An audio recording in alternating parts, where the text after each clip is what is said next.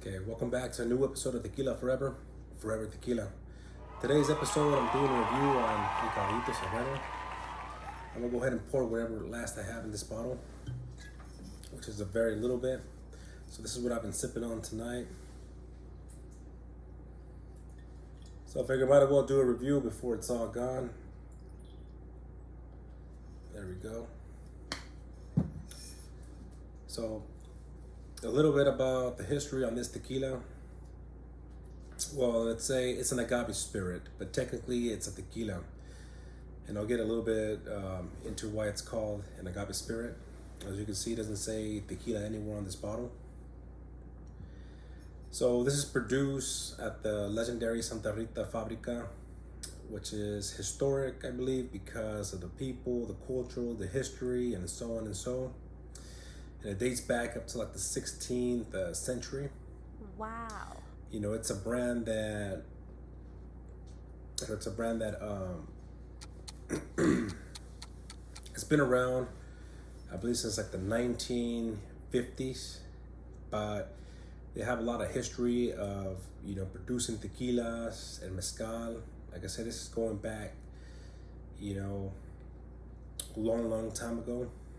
And I believe one of the things that their mantra that they state is one that does not require horseshoes. So this brand, like I said, was created back like in 1950 by Don Alfonso Jimenez Rosales. When he separated, or when they, I guess, whoever, you know, else was involved with this, separated from Tequila Herradura. So that's a tequila that I'm sure you guys have heard of. So they separated back then they made this one.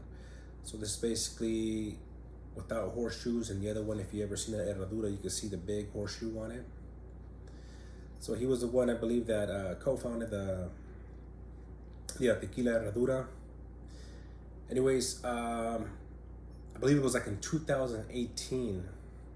You know, something about, I don't know, the name getting stolen or some situation, some things that happened. They got the name back, and, you know, they decided, I guess, to, you know, cease calling their product a tequila, you know, due to respect, you know, how they were growing and distilling, you know, traditionally. They do use brick oven stone, roller mill. You know, it's fermented, you know, in both, I believe it's fermented in stainless steels, but it is distilled in both stainless steel and copper.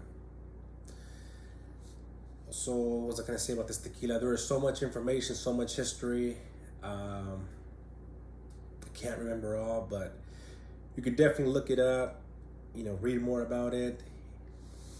I believe they had problems with the CRT, you know, because they also make another product that is chato. They use chato agave. Well, some history that I've read, supposedly, you know, chato was actually used first, not only for mezcal, but even for tequila, way before there was a such thing as tequila, way before,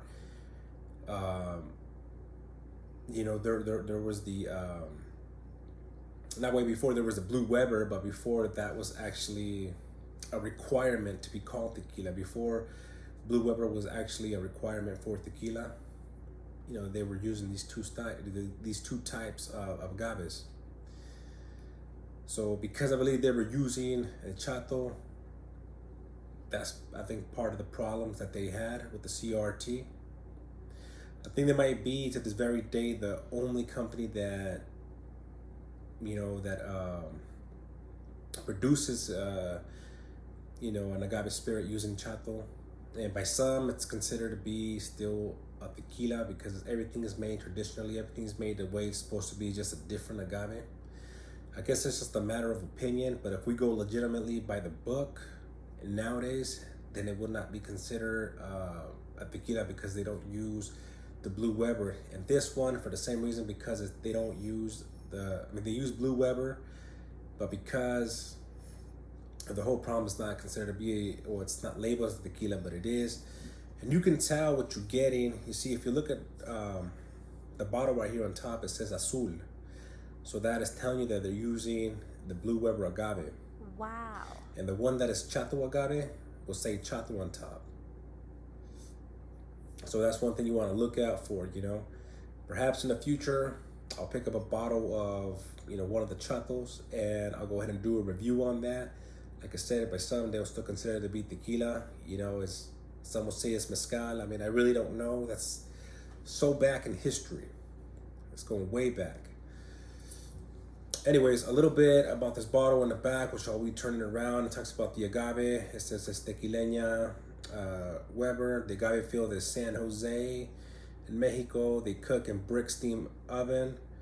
So double pass mill, fermentation's open stainless steel on this one. The yeast is wild and proprietary. The water source is natural spring water. Distillation is stainless steel and copper. Rested for 45 days, and the bottle number on this bad boy is 425.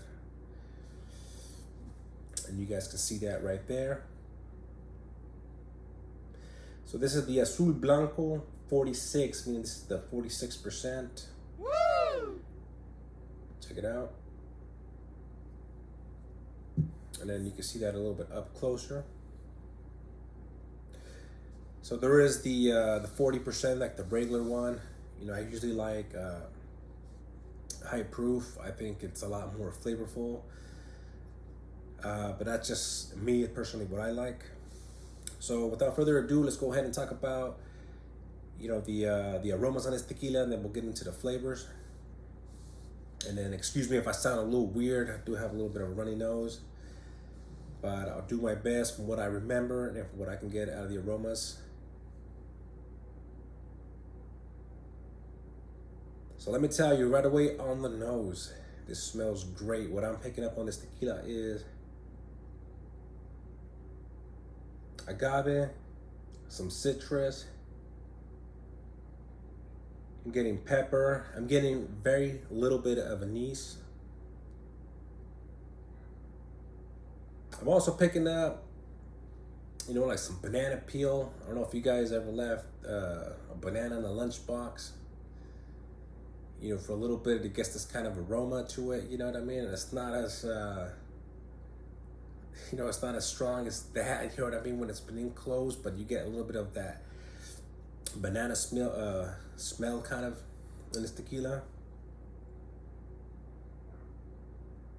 I'll say it's a little bit earthy, perhaps a little bit of cinnamon, also minty.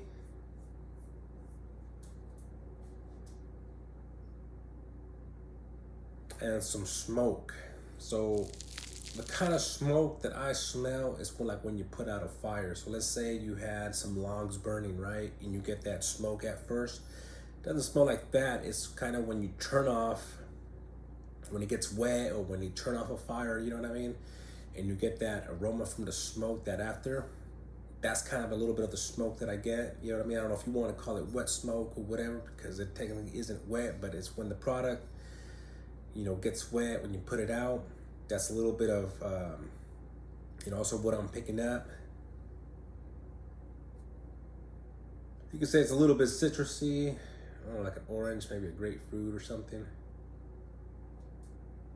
But it smells good. It smells really good. I mean, it definitely is unique. It is different. And like I said, they know what they're doing. I believe it's one of the oldest or the oldest distilleries, like way high up in the mountains. When I was reading, they say that it's really dangerous to get there, but it's a really nice site. So shaking this up a little bit on the glass to look at, you know, the viscosity on this. I'd say that it's amazing. It definitely holds up. I'm looking at it right here on the front, and I still don't see anything coming down. So I can see that it's very oily, very nice viscosity. So it's barely starting to break down right there. Still looks thick, still looks very nice. There we go, look at that. Barely seeing some pearls on the top where it's kind of breaking, but it's still right there, maybe about a 1/4 inch that it has dropped. But you don't really see like the tears coming down hard or fast or anything. So the viscosity on this bad boy is great. Definitely good, you know? So, all right. Now it's time to talk about, you know, some of the flavors on this.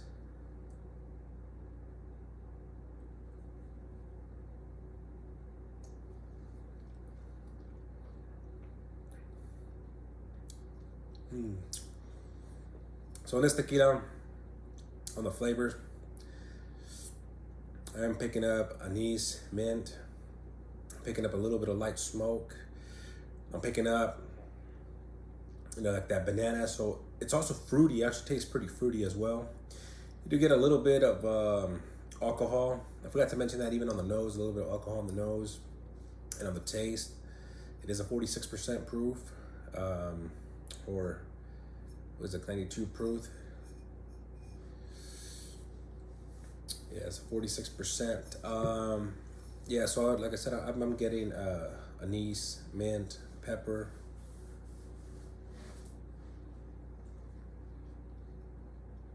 Some smoke, banana, citrus, a little bit of earthy, some cinnamon in there.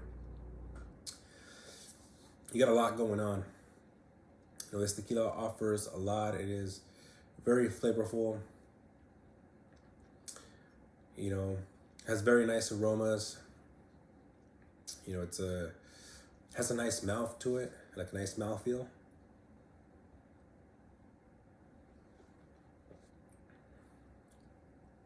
So it's a bit oily. So I'm definitely am excited to try Chato in the future.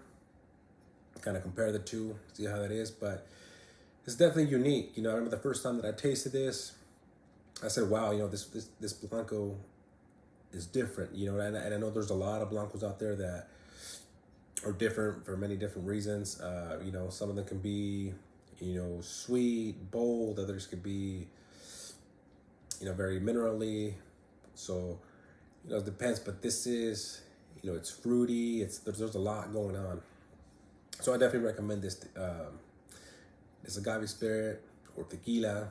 I consider this to be a tequila just because it's made traditionally the way it's supposed to be. Like I said, it was a tequila up until they decided, no more, because they wanted to produce and do things the way they wanted, but everything's legit.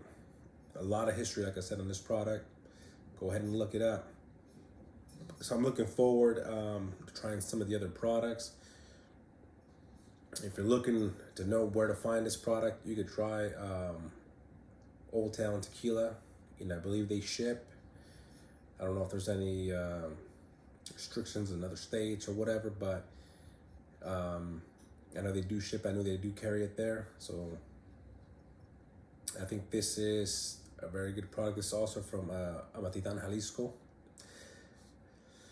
So that concludes for today's review. If you guys have tried it or looking to try it, let me know if you guys agree, or when you do try it or whatever, if you guys agree on the aromas, the flavors, and let me know what you guys think on this tequila. I would definitely rate this, I would say, I'll give this one like a 91, 92. I mean, there's a lot going on. There's a lot going on in this product. A lot of good aromas, flavors. Before I forget, I think from a little bit of research that I did on this one as well, is that the smokiness is something that kind of comes from, everything's old. It's been around for a long time. I think it's just part of, everything's done slow, everything's done right, but it's part of perhaps what picks up from maybe the equipment, a little bit of smoke, but it's not like a mezcal kind of smoke, because a lot of the few mezcals that I have tried have a really strong smoky taste and aroma. I know not all of them are like that, but it's like a different type of smoke, and this one's not like that. So that concludes for today's review. I hope you guys like it. If you guys got it, enjoy. Remember, this is the Azul 46. It's not the regular Azul, it's not the Chato. And if you guys are interested in the Chato, hopefully in the future I'll pick one up, try it out, let you guys know. And if you guys have already tried it, go ahead and put in the comments below and tell me, what aromas and flavors you guys picked up, and if you guys recommend it, So thank you. Have a good night. Salute.